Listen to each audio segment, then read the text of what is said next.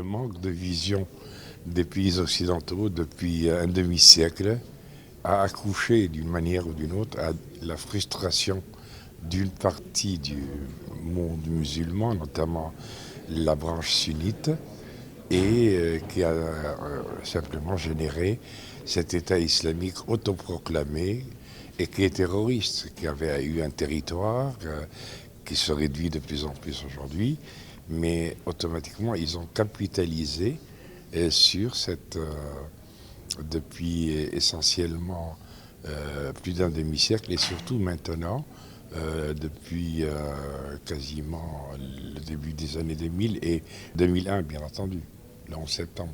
J'ai eu la chance de parler les deux langues, de lire les communiqués de Daesh en arabe, de chercher, d'interroger, d'aller sur le terrain. Et en fait, c'est ça ce qui fait que ça fait 46 ans que je m'intéresse à cette région et que je suis tout ce qui s'est passé. Et je voyais les erreurs s'accumuler, les erreurs de vision, les erreurs de connaissance, de savoir. Voilà, tout est dans le savoir.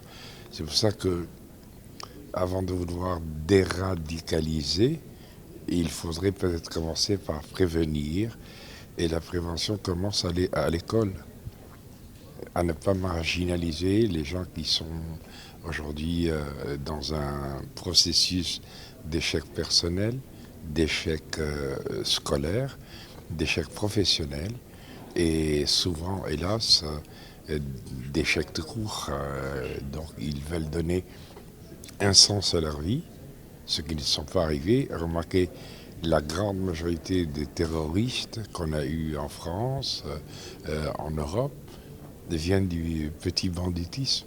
C'est pas une évolution, c'est un autre terrorisme, voilà, avec une autre essence. Au début du XXe, à la fin du XIXe, on avait les anarchistes. Vous avez du terrorisme pour combattre l'État, pour faire battre. Ensuite, on a eu des terrorismes d'État. Le nazisme, le fascisme, etc. Puis ensuite, on a eu des terrorismes dictatoriaux.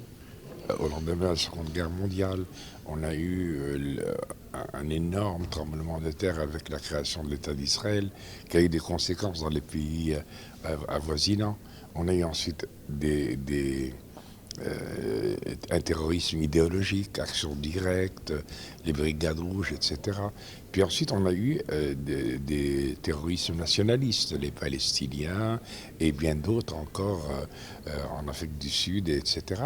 Et enfin, on a aujourd'hui un terrorisme dit religieux, mais qui n'a de religieux que le nom, qui n'a aucune spiritualité, qui n'a aucune foi en fait. C'est là où la solution est notre laïcité. Pourquoi ? Parce que cette laïcité, elle est englobante, elle fait la différence entre la foi et la religion. Vous savez, il ne faut pas se tromper, l'homme a toujours eu, depuis Néandertal, besoin du surnaturel. Il a inventé les religions, mais malheureusement, les religions ont fini par tuer la foi.